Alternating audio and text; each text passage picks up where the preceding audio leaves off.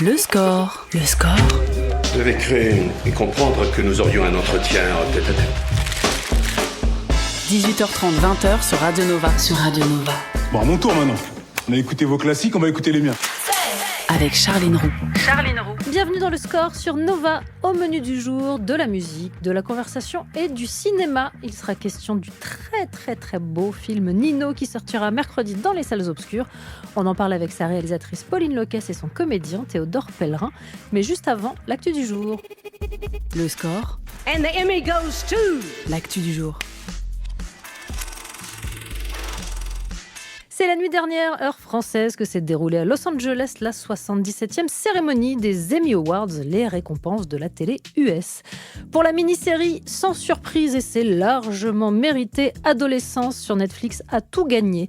Meilleur second rôle féminin pour Erin Doherty en Psy, meilleur second rôle masculin pour le jeune Owen Cooper, 15 ans, et meilleur comédien pour Stephen Graham, co-créateur et scénariste de la série. I'm just a mixed race kid from a block of flats in a place called Kirby. So for me, to be here today in front of my peers and to be acknowledged by you is the utmost humbling thing I could ever imagine in my life, and it shows you that any dream is possible. Normalement, ce genre de choses n'arrive pas aux gamins comme moi. Je suis un môme d'origine mélangée qui a grandi dans un quartier d'immeubles d'une petite ville, Kirby. Être là ce soir face à mes pairs et honoré par vous, c'est la preuve que les rêves sont réalisables. Catégorie comédie, carton plein pour la série d'Apple TV The Studio, créée par Seth Rogen, Evan Goldberg et Peter Wick. 13 récompenses, comédien, réalisation, écriture et meilleure série. Les merveilleuses comédiennes de la série Hacks, Jean Smart et Anna Einbinder ont elles aussi été récompensées. Catégorie drama, prime à la nouveauté, c'est la série hospitalière The Pit sur Max qui a été honorée. Et avec elle un revenant en blues, le comédien Noah Wyle, inoubliable Dr Carter d'urgence, de retour dans le rôle d'un médecin traumatisé. Et le meilleur discours de la soirée, c'est à un homme en sursis qu'on le doit, Stephen Colbert, dont on a déjà parlé ici, puisqu'il a été remercié. Son Late Show s'arrêtera à la fin de l'année.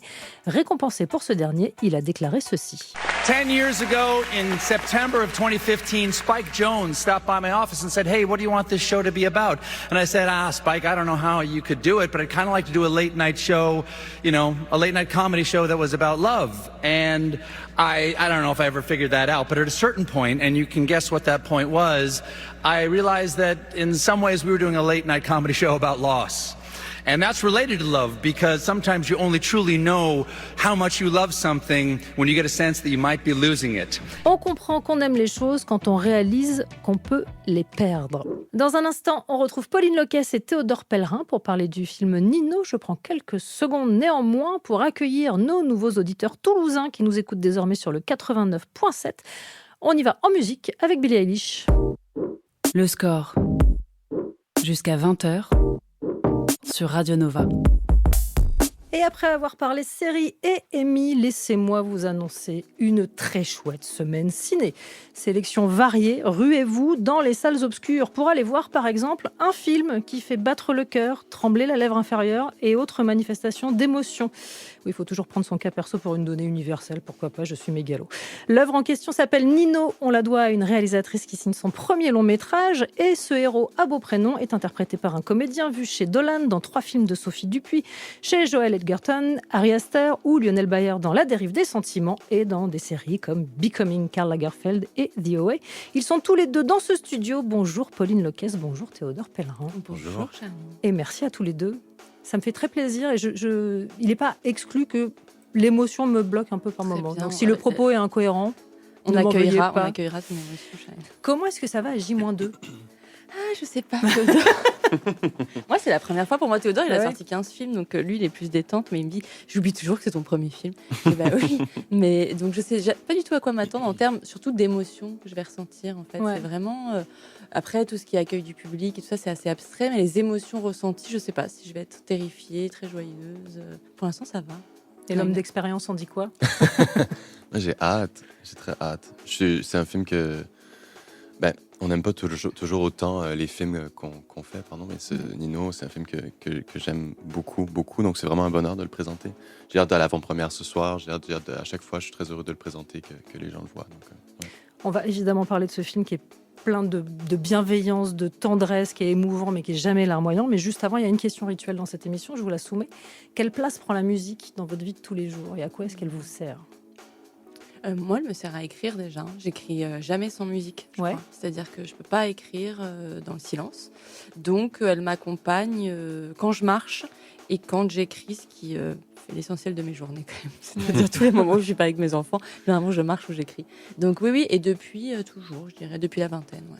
Théodore ?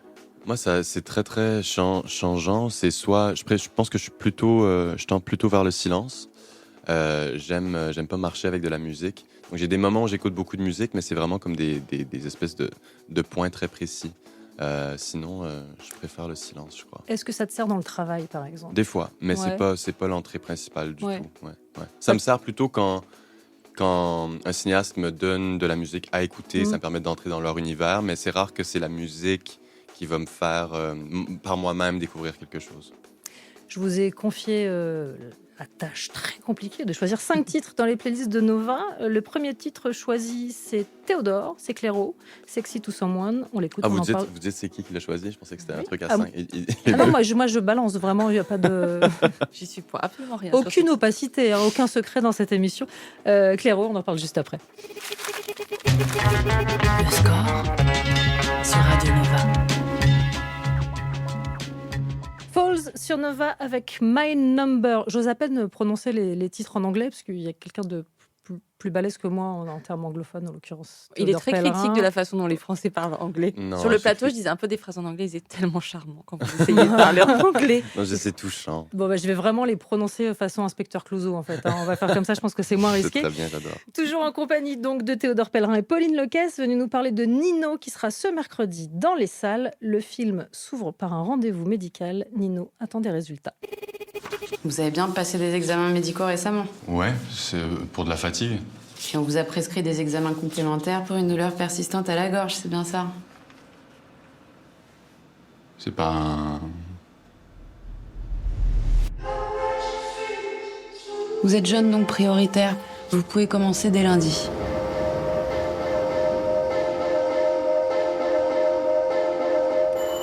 Je voulais te demander un truc pour lundi. En fait, je dois aller... Attends, bouge. C'est la meuf de mon taf, là, elle arrive, faut pas qu'elle me voie. Faut que je te parle d'un truc. Je dois commencer quelque chose pour... Tu vas faire une transition? Non, c'est pas ça.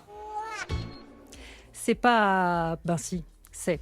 Ce mot si difficile à prononcer, et c'est précisément la gorge de Nino qui est menacée, et avec elle sa vie aussi. Je voulais juste, avant qu'on entre vraiment dans le détail du film, revenir sur Cannes, puisque le film a été présenté à la Semaine de la Critique. Tu y as obtenu, Théodore, le prix de la Révélation. C'est la première fois que tu découvrais le film sur place? Parce que moi, j'ai des images de fin de projection de toi et de William Lebguil bien émus. Ouais, non, c'est rare que je préfère attendre avec toute une salle pour découvrir le film, mais je sais pas. Je pense que c'est tellement un film qui, moi, personnellement, m'a bouleversé à faire, que j'avais envie de le découvrir, pas seul ou pas avec 2-3 personnes, mais avec des gens aussi qui le découvriraient. Le film retrace les 3 jours avant le combat contre le cancer, puisque c'est bien de ça qu'il s'agit. Comment est-ce que Nino est né dans ton esprit, Pauline? Lentement. Moi, j'ai perdu quelqu'un dans ma famille d'un cancer, un jeune homme qui est parti dans sa trentaine. Et c'était la première fois que j'étais confrontée à la maladie, je découvrais. Donc j'étais évidemment terrassée par la tristesse. Et cette figure-là de jeune homme ne me quittait pas. Et donc j'ai commencé à écrire, mais pas du tout en me disant que ça allait faire un film, juste pour poser des choses et puis me souvenir aussi de lui, puis comprendre un peu ce qui s'était passé, me mettre à sa place. Et au bout d'un moment, ça a commencé à prendre l'allure d'une histoire. J'ai cru que ça allait faire un roman, parce que c'est un récit très intérieur. Et puis les images venaient, donc c'était le moment où j'ai aussi rencontré ma productrice. Et ça a commencé à prendre la forme d'un film errant, parce que j'ai à l'écriture comme lui. Et puis ensuite, j'ai rencontré Théodore et il y a beaucoup de choses qui se sont ouvertes pour moi dans mon imaginaire. Mais l'histoire a dépassé complètement celle que j'ai vécue et celle qu'il a vécue. Mais donc, c'est devenu vraiment l'histoire de Nino. C'est une autre histoire que j'ai racontée que celle que j'ai vécue. Et alors, est-ce que le Nino du film, en l'occurrence Théodore, est conforme au Nino que tu avais en tête au moment de l'écriture? Et En fait, j'étais très attachée à mon Nino. Et après, je me suis dit, oula, il va falloir trouver un acteur, mais je vais jamais aimer un acteur autant que le personnage que j'ai écrit. Et ensuite, Théodore est rentré dans la salle et j'ai dit, un élan d'amour comme ça, démesuré. Ouais. Et puis, le personnage et l'acteur se sont confondus dans ma tête et jusqu'à la fin du tournage, en fait. Et c'est devenu lui et plus personne d'autre. La difficulté de Nino à annoncer sa maladie illustre parfaitement l'idée que dire les choses, c'est les rendre réelles. On a parfois l'impression de suivre un personnage qui fait une entrée assez violente dans le monde un peu nul des adultes. Est-ce que c'est une sensation que tu as eue, Théodore ? En tout cas, j'ai l'impression que c'était un personnage qui avec l'annonce, avec le diagnostic, qui est forcé à ouvrir les yeux pour la première fois depuis très très longtemps. Comme une espèce de retour forcé dans un monde auquel il n'est pas habitué, je crois. En tout cas, un élément de ça. Il est aussi forcé hors de chez lui parce qu'il perd ses clés, donc il est forcé dans la ville, dans les rencontres, dans les gens, alors que je pense que comme Pauline dit, je pense que s'il perdait pas ses clés, il serait resté chez lui pendant les 3 jours avant le traitement, et peut-être même ne serait-il pas allé au traitement, je sais pas. Donc je sais pas un monde d'adulte, mais en tout cas c'est je crois pas, parce que je crois que ça va et ça vient, mais j'ai l'impression en tout cas qu'il entre un monde où il voit les choses de façon très très différente d'un coup. Les choses sont transformées. Et une forme de lucidité. Moi, il y a une réplique que j'adore, qui est un échange entre Nino et le personnage de William Lebguil, où il arrive enfin à lui parler, et le personnage de William dit « Attends, on arrête la fête ? Non, on va pas faire comme si tout allait bien. » Et Nino lui répond « On fait déjà tous ça. » Pourquoi tu ris ? Non, si, bien sûr. Je suis là pour souffler, vraiment. Non, mais je trouve que ça en dit long sur le personnage, qui a une forme, non pas de désinvolture, mais qui est déjà un moment de sa vie qui semble extrêmement flottant, avant même l'annonce. Oui, bien sûr. Exactement. Moi, j'avais l'impression à l'écriture que c'était un personnage qui ne jouait pas le jeu de la vie. C'est-à-dire, il est là, comme une partie de poker, et lui, il a dit moi, je me couche, mais il a dit ça vraiment au début, et il regarde les autres jouer. Et à un moment, tout ce que les autres... Voilà, l'énergie que mettent les autres à vivre, je crois qu'il en est un peu en dehors et toujours un peu surpris. Que les gens soient très premier degré sur leurs problèmes, leurs sentiments et tout ça. Et donc, moi, c'est plutôt comme ça que je l'ai toujours perçu. On fait une petite pause musicale. Deuxième titre, cette fois choisi par Pauline, me semble-t-il. Mickey, Échec et Maths. Pourquoi Mickey ? Je sais pas, j'adore, je la trouve... Le score sur Nova, sur Radio Nova. Avec Charline Roux. Fontaine's DC sur Nova, In the Modern World, un titre merveilleux dans un film qui ne l'est pas moins. On parle de Nino, qui sera dans les salles mercredi. C'est réalisé par Pauline Lequesse, interprété par Théodore Pellerin. Est-ce que je peux te demander pourquoi ce choix, Pauline, de Fontaine's DC ? Pour être tout à fait honnête, c'est mon superviseur musical qui m'a envoyé 30 chansons pour la fin. Déjà, il fallait trouver la fin, il fallait aussi trouver la musique de fin. Et je crois qu'on était en montage quand le titre est sorti, si je dis pas de bêtises, octobre-novembre l'année dernière. Et puis, je l'écoutais en boucle, je sais pas, je lui trouve une mélancolie, en même temps une pulsion de vie. Je trouve quelque chose de très générationnel. Ça parle beaucoup, Fontaine's DC, de l'amitié comme refuge au désespoir. Et je me suis dit, ça c'est un bon thème pour nous. Et au début, il voulait pas nous la céder parce qu'il avait déjà donné à pas mal de réalisateurs, plein de musique l'année dernière. Enfin, quand je dis donner, c'est vendu. Hein. Et donc, je leur ai écrit une lettre d'amour, et puis je leur ai montré la dernière scène du film, et ils ont dit, oui, d'accord, ok. Alors, Graham Chatton étant un être extrêmement sensible, s'il avait dit non, ça aurait été extrêmement décevant, je dois dire. Ils disent non par principe, c'est-à-dire on l'a déjà beaucoup fait, donc on considère pas la proposition. Et puis ensuite, quand ils ont vu la scène finale, ils ont dit bon, en fait, si. Le parti pris du film, c'est de montrer, on le disait, l'avant-bagarre, la période de l'annonce. C'est un moment d'errance qui, dans le film, et alors c'est absolument pas une critique, c'est un moment d'errance non spectaculaire qui est étrangement fait de tracas du quotidien. Comme si la perspective d'un futur alternatif changeait le rapport au présent. C'est comme ça que tu l'as aussi abordé, Théodore ? Je crois, oui. Je pense que c'est un... vous l'avez un peu dit. Tu l'as un peu dit, pardon. Choisi de se tutoyer. C'est très bien. C'est la France. C'est la... So French. Dit-elle avec un mauvais accent. Cool. So French. Non, mais pour moi, oui. Je pense que c'était peut-être le cœur de ce qu'était Nino pour moi, de ce que j'avais en tant qu'acteur à comprendre, et peut-être même à établir comme fondation de personnages qui peut pas vraiment se jouer, je crois, parce que c'est plutôt un état comment dire, que des choix, que des désirs. Hein, c'est une espèce ça, c'est au-dessus de tout. Cette qualité-là de présent qui change avec un rapport à la mortalité qui change. Je pense que c'était un personnage qui, avant le début du film, est déjà dans beaucoup de noirceur. Et puis, avec le cancer de la gorge, la noirceur est comme centralisée, concrétisée. Et aussi, le rapport à la mort se concrétise. C'est plus quelque chose qui est entre ses mains. Il y a une possibilité que ça lui tombe dessus.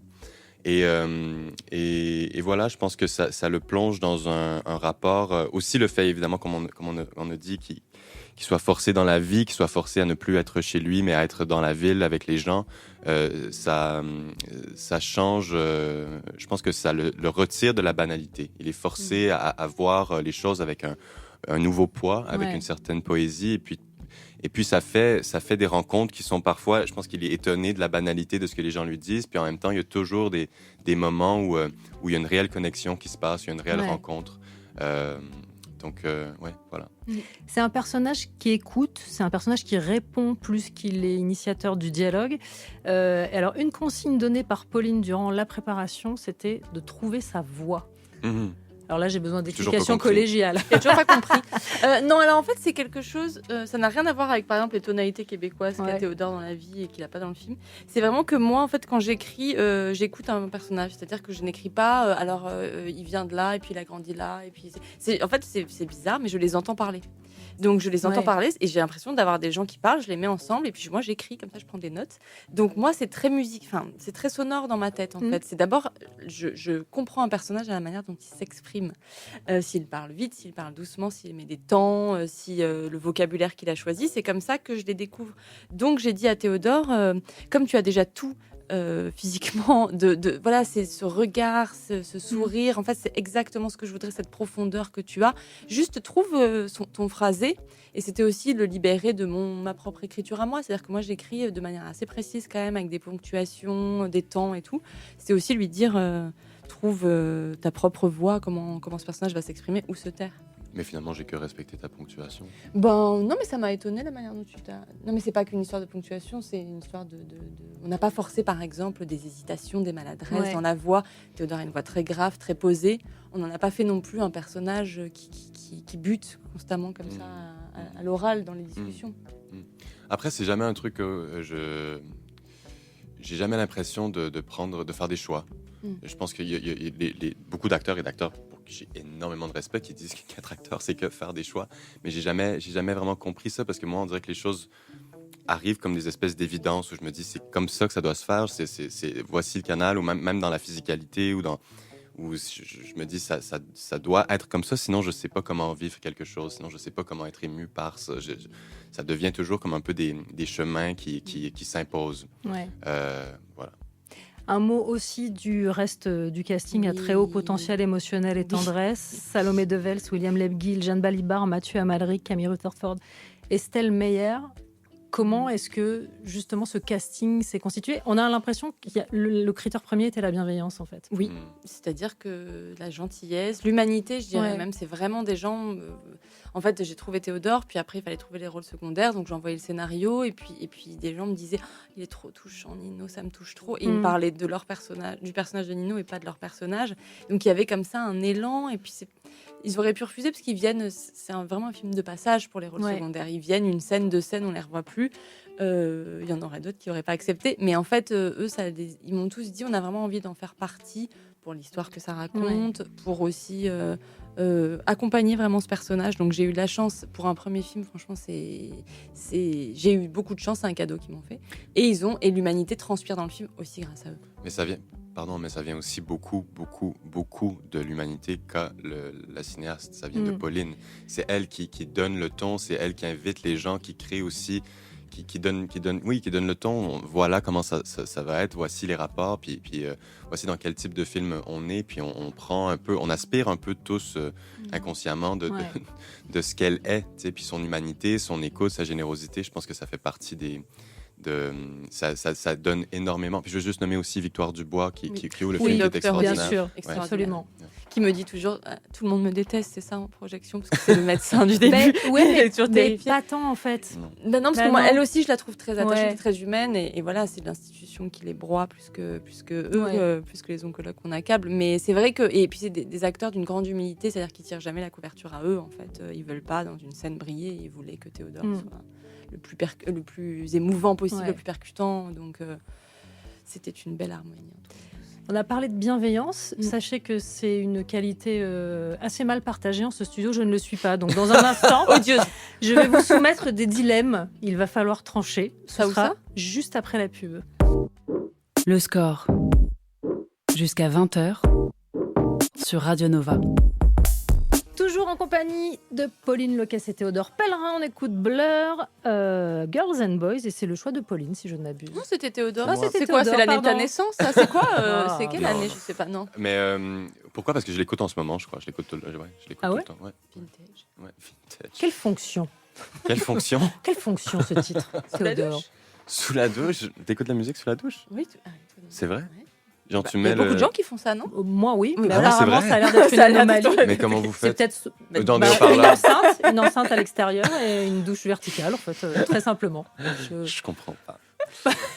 Mais c'est une radio, non, mais je une comprends, radio j'ai dans compris, le. Moi, j'ai des écouteurs, mais après, c'est les. Dans la Non, je douche? plaisante, pas du tout. Il n'y a pas des piscines qui ont de la musique qui est dans l'eau? Je crois qu'il y a des écouteurs Ouais. qui vont sous l'eau. hein. Ah, ok. Voilà. Une émission sponsorisée Non, on par la Fédération de natation, a priori. J'avais annoncé quelques dilemmes. Il est grand temps de jouer au Tu préfères. Une proposition, je vous laisse trancher. Chacun y va comme il le sent. Ok. Catégorie gang de meufs. Tu préfères intégrer la bande de girls de Lena Dunham ou tenter de se faire une place entre Deborah Vance et Ava Daniels de Hacks? Ah non, moi, Lena Dunham forever. Ouais, moi aussi, Lena Dunham. Ouais, je dirais avec elle. C'est une série que je t'ai vu citer plusieurs fois, Oui. Girls, Pauline. Oui, Pourquoi et puis une scène aussi qui est dans les premiers épisodes de Girls où elle va se faire un dépistage pour le Ah oui. HIV et puis Tout elle à fait. réfléchit comme ça et elle se dit franchement en même temps si j'avais ça m'éviterait de trouver du travail et je trouve que c'est vraiment assez générationnel et il y avait aussi cette idée là dans le film de en même temps comme ça quand on est malade on n'a pas à encaisser tous les autres exigences de la vie et puis non c'est une merveille d'écriture d'humour d'intelligence je pourrais la regarder Théodore aussi, j'ai l'impression. Ouais. Ah oui, j'adore. Oui, mais je l'ai regardé quand c'est sorti. J'étais assez jeune, mais. Ça suffit avec ça maintenant, avec l'âge. Hein. Pardon? Ça suffit avec l'âge maintenant, Théodore. Non, mais vous savez, ça revient, non? C'est tout le monde le regarde à nouveau, je crois. Oui. Il y a les plus jeunes générations qui sont en train de le découvrir. Ouais, absolument. Ouais. Catégorie personnage réel. Vaut-il mieux fréquenter le marquis de Lafayette ou Jacques de Bachère? c'est toi il a joué les deux Mais le les marquis deux de Lafayette dans sont Franklin, une horribles. série sur Apple TV, et dans Becoming Karl Lagerfeld sur Disney+. Ces deux monstres Je laisse d'ego. l'intéresser. Ces deux monstres Ouais. d'ego. Jacques de Bachar, ça a l'air un peu plus drôle quand même. Je pense que. Je sais pas, non? Ouais. C'est plus festif, disons. Lafayette, La on nuit. dirait qu'il va juste. Je sais pas, il veut être chef de guerre, l'autre, il veut être auteur. C'est quand même un peu. Je sais Ouais. pas. Ouais. bien habillés les deux en même temps Bien habillé. Super Un très pote. bon sens fashion. ouais Tout à fait. Deux adorent. Catégorie série où ça crie plutôt The Bear ou plutôt Empathie? Ah ben j'ai pas vu encore Empathie, mais j'adore Florence Lompré. D'une de tes compatriotes. Oui, vive le Québec. Série remarquable. Ouais, ben alors je vais dire Empathie. J'ai mis The Bear, c'est pas un hasard non plus. Oui. Il semblerait que tu aies tourné avec un réalisateur qui est... Qui a écrit, qui Voilà. a fait partie des auteurs principaux de The Bear. Oui. Donc The Bear aussi, mais Empathie, Québec représente. très envie de voir j'ai pas vu Mais pareil, un très beau mélange entre la drôlerie, l'émotion. Parce qu'on ne l'a pas assez dit. Nino, il y a des scènes qui sont très drôles hein, quand même, Oui. je dois dire. Malgré le sujet, il y a de la lumière. en tout Oui, cas. et les gens s'autorisent Ouais. à rire et je suis contente de ça. Catégorie monstre de cinéma taiseux. On discute plus avec Russell Crowe ou avec Joaquin Phoenix? Avec aucun des deux.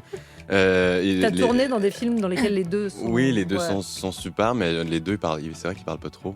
Mais je sais pas. Je pense que Russell Crowe, ça a l'air un peu plus simple quand même de parler avec lui que Joaquin Phoenix. Dont tu jouais le fils dans Boys of Red, c'est ça? Ouais. Bon. On n'ira pas plus loin. Sur les deux grands gagnants de la soirée des Emmy, je vous propose le dilemme quand même. Adolescence ou The Studio? Mais j'ai pas vu de studio encore, donc Moi, j'ai pas vu Adolescence. Ah. Moi, je prends The Studio. Moi, ça m'a éclaté, The Studio. Ouais. Ouais, je trouve ça vraiment très drôle et très fin. Et tout ça. Adolescence, je sais pas, ça me fait peur. Ça fait peur. C'est très bien. Oui, j'ai peur. Ouais.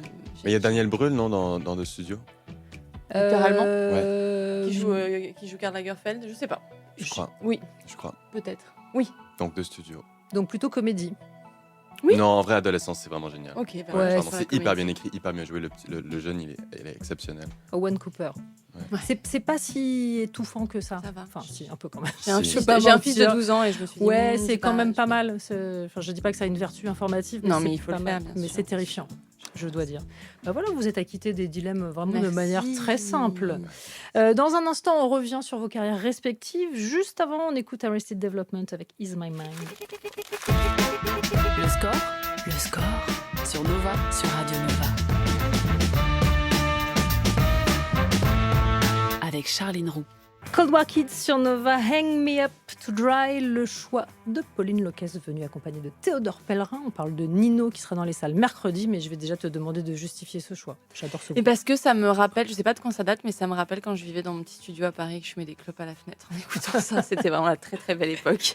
Je vais le refaire d'ailleurs ce soir. Mais il y a une énergie musicale assez rock dans Nino. Oui, oui. En fait, il y a Mm. 3 morceaux rock dans, Ouais. dans le film. Tout le reste, et toutes les errances sont des morceaux assez évanescents. Ouais. Et ça, c'est quelque chose qui s'est décidé au montage. Je me suis dit, en fait, j'aimerais bien que dans sa jeunesse, ce soit un jeune garçon qui se soit rêvé quand même en rocker et qui n'ait pas pris ce chemin-là, mais qu'il ait en lui l'énergie du rock quand même, la pulsion, Ouais. la nervosité. Voilà. Donc, oui, c'est ponctué, puis ça fait du bien, je crois, dans le film. J'ai 2 petits extraits à vous faire écouter. On va démarrer par le tien, Pauline. C'est ouf parce que tu sais, je suis allée voir une voyante il y a pas très longtemps, enfin il y a un an, et elle m'a dit que j'allais revoir quelqu'un de mon passé. Je pense que c'est toi. Ouais. Ouais, c'est trop marrant. Non T'as un rapport avec l'étranger? Bah ouais, j'étais en Belgique il y a 2 semaines. Putain, je suis sûre que c'est toi, c'est ouf. Pardon, ça me fait rire à chaque fois. Il est trop- La vie de jeune fille, un court-métrage sorti en 2019. Oui. Ta première œuvre. Ouais, Comment mon est-ce seul qu'elle est court-métrage. née? À quel moment? Parce que avant, tu étais Journaliste, ouais, c'est ça. oui. Elle est née parce que j'ai fait une petite formation de scénariste Ouais. et puis on m'a demandé d'écrire quelque chose et je me suis dit tiens, je vais écrire ce court-métrage-là. Et en fait, j'avais à disposition, on va dire, mes beaux-parents avaient une maison en Normandie, donc j'ai vraiment construit le récit en me disant qu'est-ce que je pourrais tourner de facile. Et donc je me suis dit tiens, je vais faire un enterrement d'une jeune fille en Normandie. J'ai 4 comédiennes que j'aime, je vais les emmener là-bas. J'ai fait une campagne de financement participatif et puis hop, on a tourné ça en 30 minutes. Et je me suis rendu compte que ça me plaisait en fait. Ouais. Voilà, le tournage, le montage, tout ça. Donc ça a été ma première expérience. C'est ça qui m'a ouvert les portes pour un long métrage. Mais je l'ai fait de manière vraiment sans rien du tout en attendre. Ouais. Et j'aimais bien, à l'époque, j'avais 30 ans et il n'y avait que ça, des enterrements d'une jeune fille autour de moi. Mm. Et je trouvais ça hilarant comme événement. Je me disais, c'est fou de réunir des filles comme ça qui ne se connaissent pas entre elles. Et je trouvais que c'était un cadre d'observation très intéressant, en fait, pour sonder Ouais. la féminité, les rêves des jeunes filles, ce point de bascule-là entre la fin, l'âge adulte et puis la vie de mère. Mais tu me sembles très intéressée par l'exploration des générations. Oui, d'ailleurs, j'ai plutôt fait des générations. Je suis plutôt en décalage, c'est-à-dire que je m'intéresse toujours à celles qui ont 5 ans de moins que moi. Et là, je me dis, il va falloir que je m'intéresse il va falloir que je rentre dans la quarantaine, quoi. Oui, parce qu'en fait, j'aime tout ce qui est contemporain, c'est-à-dire Ouais. que moi, et puis aussi, c'est parce que je fais que écouter et parler moi aussi, mais avec mes amis, en fait, et leur vie, me passionne. À chaque âge, je trouve qu'il y a des choses vraiment passionnantes. Donc, oui, c'est vrai.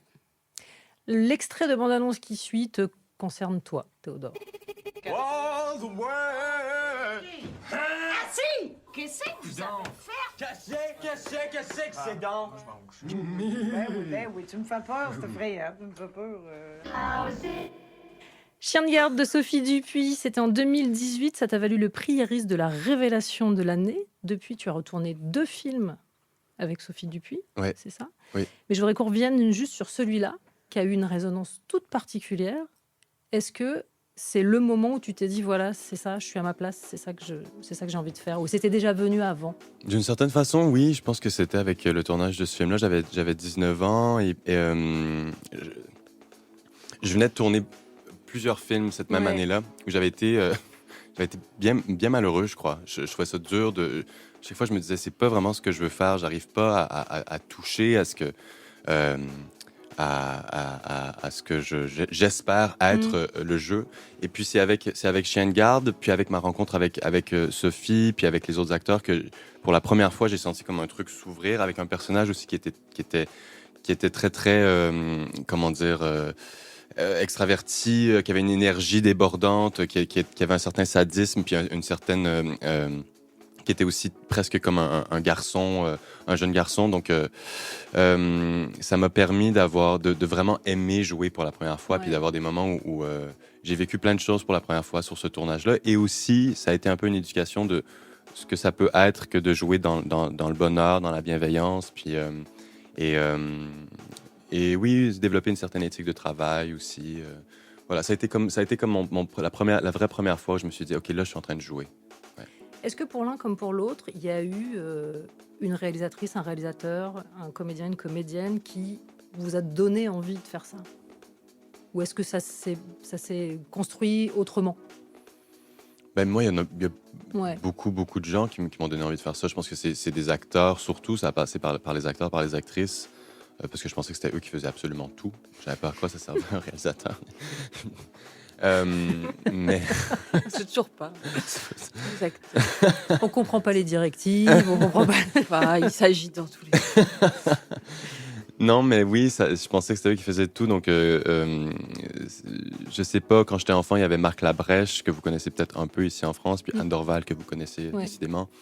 Puis après, ça a été des acteurs américains, anglais, que je voyais dans des films, des grandes performances très, très impressionnantes comme ça. Puis aujourd'hui, c'est énormément de gens qui des fois me redonnent envie d'être acteur ou comment dire, me relient à un désir profond de... Je vois quelqu'un au théâtre que je connais absolument pas, mais après, j'arrive juste pas à arrêter de le regarder ou de la regarder. Puis je me dis, waouh, c'est ça jouer. Donc je suis souvent très, très inspiré par les gens. Tous les acteurs de Nino ont aussi agi comme ça, où je me dis, waouh, quels acteurs extraordinaires. Et toi, Pauline? Moi, c'est vraiment Valérie Donzelli, réalisatrice de La Guerre est déclarée, mais parce que je me rappelle à l'époque, quand j'ai découvert son film, j'avais la vingtaine, j'étais pas du tout dans le cinéma. Et en fait, elle a fait un film avec, 10 personnes sur le plateau, 2 appareils photo, sans avoir fait d'école de cinéma. Et je me rappelle, à l'époque, elle m'a dit, mais on peut faire ça dans une deuxième partie de sa vie. On peut faire un film, en fait, sans avoir tous les codes et les trucs académiques et faire un film puissant. Et je savais pas du tout que La Guerre est déclarée, c'est un film sur un enfant malade. À l'époque, je savais pas du tout que moi, mon premier long métrage allait être là-dessus, en fait. Et je me rappelle que j'avais l'affiche dans ma chambre et tout, donc je me rappelle qu'il y avait une résonance en moi. Et puis voilà, Valérie, elle a présenté son film à la Semaine de la Critique, et Nino aussi. Donc il y a eu quelque chose comme ça qui fait vraiment sens. On s'est pas encore rencontrés, mais voilà, c'est quelqu'un qui m'a donné, en tout cas, confiance que c'est possible, une femme aussi, de faire du cinéma avec un sujet fort et beaucoup d'énergie et d'amour. Une autre femme dans le domaine de la musique pour un titre qui, si je ne m'abuse, faisait partie de la bande originale du film Solo, dans lequel tu incarnais une drague, Sophie Ellis Bextor. Oui. Murder on the Dance Floor. Oui, tout à fait. Bah voilà. Le score sur Radio Nova. The XX sur Nova, Loud Places. L'ai-je bien prononcé? Je demande tout de suite au comité. Théodore Pellerin. Voilà. Comment tu le dirais, Théo? Loud Places. Je dirais Loud Places. Inspecteur Clouseau style. Toujours en compagnie de Théodore Pellerin et Pauline Lequesse. On a parlé de Nino. Je vous le répète, allez le voir, c'est mercredi dans les salles. C'est si beau, en fait. Voilà, je perte totale de vocabulaire. On l'a abordé l'espace de quelques instants tout à l'heure. Tu es aussi à l'affiche d'un film qui s'appelle Lurker d'Alex Russell, Théodore. Ouais. Est-ce qu'il y a une date de sortie française? Non, pas encore, mais ça va sortir. Registre très différent. Hein. Pardon, registre est très différent. Ouais, c'est un thriller. thriller. Ça fait flipper dans la bande-annonce. Ouais, c'est un thriller psychologique, comédie aussi. Sur un fan obsessif qui rentre dans le cercle d'une pop star puis qui veut à tout prix être son ami. Mais pour la douceur et la drôlerie, c'est mercredi. C'est dans Nino. Il vous reste donc une formalité à remplir. C'est un petit questionnaire, il faut répondre du tac au tac. Pas la peine de réfléchir. J'ai pas le droit de vous demander de justifier vos réponses. Okay. C'est vraiment lié à des souvenirs musicaux. Trop bien. Allez, c'est parti. Quel est le titre qui symbolise le mieux l'enfance, ou en tout cas la vôtre? Mon père me chantait Barbara pour m'endormir. Donc peut-être Nantes ou Marianne Bad. Ok. Moi, c'est Spice Girls, je pense. Mon avis. Bon, classique. Le titre de l'adolescence? Sainte Gaude, les artistes. Ouais. Hyper stylé. Ouais. Je copiais mes amis. Hein. Je copiais vraiment mes amis. Moi, j'avais déjà 25 ans, quoi. J'écoutais ça. Moi, je sais pas, l'adolescence... Moi, je passais beaucoup de temps dans ma chambre, quand même, à écouter Maria Carré. Hein. Ouais. On en était là. Et à pleurer. Ouais, à pleurer un peu sur mes chagrins d'amour. La vie va être vraiment dure. Votre hit de karaoké? Je déteste le karaoké. C'est vrai? Ouais. J'essaie, hein. Tu vois qu'on fasse Sous le vent ensemble? Non. Hyper bien, Garou, Céline. Bah ouais. Pardon. On pourrait. Mais j'aime les gens qui en font, hein, mais juste... Bah, si tu devais te lancer, tu choisirais quoi? je sais Faut être ambitieux en karaoké. Hein. Ouais. Le ridicule est pas Céline. jamais... Céline? Ouais, Céline de chez moi. Allez. Allez. Ouais. Pauline? Moi, je suis toujours sur la Rousseau, tu m'oublieras, sur le karaoké. Valeur sûre. J'adore. Le titre qu'on serait peut-être surpris de trouver dans vos playlists? Moi, c'est un titre qui m'a beaucoup accompagnée pendant l'écriture, qui s'appelle On a toujours le temps de Charles Aznavour, Ouais. qui est vraiment une chanson. Je crois que c'est pas un de ses hits, mais qui est vraiment, vraiment magnifique et je l'ai écouté beaucoup pour m'inspirer. Qu'on serait surpris, je sais pas. Du gros rap hardcore. Du gros rap, je sais pas. Je sais pas. Peut-être Doechii, je l'aime beaucoup quand même. J'adore. Très bien. Le titre qui vous propulse immédiatement sur la piste de danse? Si, j'adore danser. Alors qu'il est fils de danseuse. Moi, j'adore danser. Mais vas-y, comment? Oui, il danse au cinéma. Il danse beaucoup, dans tous ses films. Sa mère m'a dit, il danse dans chaque. Ouais. Je sais pas, moi par exemple, I Love You So de Cassius, j'y vais, Ouais. puis j'embrasse tout le monde et tout. J'ai l'impression que. Fuck the pain away, c'est super pour danser. Très bien. Je me suis plus d'artiste, mais c'est super. Et le titre qui vous fait immédiatement sortir de la piste de danse? Oui, je dis que tout n'est pas charitable hein, dans cette émission. Hein. Bande organisée, au bout d'un moment, je crois que. Ouais. Ça devient dur. Ouais. C'est peut-être, je me dis, je vais fumer une clope à ce moment-là. Sur bande organisée. Je sais pas, je veux pas être méchant. Non, mais c'est pas obligé d'être méchant. Ça peut être aussi parce que c'est un style de danse que tu ne maîtrises pas. La Macarena. Voilà. Je savais que ça viendrait. J'adore. Chanson de comédie musicale préférée? Les Demoiselles de Rochefort. Ouais. Bien sûr, toutes. La chanson des marins, là. Quand les marins se font abandonner pour. Quand les forains se font abandonner pour les marins. J'adore. Je sais pas si j'ai déjà vu une comédie musicale. La La Land, t'as pas vu? Si. T'aimes bien? Ok. Tu portes un t-shirt Roméo et Juliette de Baz Ah, c'est Luhrmann. trop bien. Moulin Rouge peut-être éventuellement, c'est une piste comme une autre. Hein. Oui, ok. Voilà, je fais les réponses maintenant aussi. Et enfin, catégorie pénible, la chanson dont vous avez un mal de chien à vous débarrasser une fois que vous l'avez en tête. Ah! Alors moi, j'ai vraiment un grand objectif, c'est de réussir à chanter Baya de Véronique Sanson. C'est hyper dur. bah oui. Et en fait, et mes enfants n'en peuvent plus quand même. Ils me disent, mais tu n'arrives pas à chanter cette chanson. Je vous le fais pas, mais le refrain, et voilà.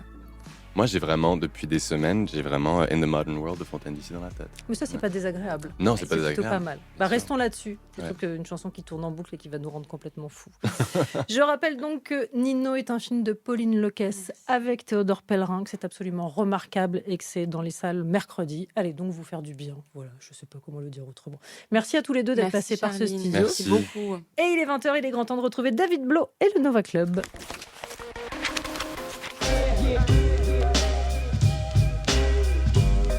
Le score sur Radio Nova. À retrouver en podcast sur nova.fr.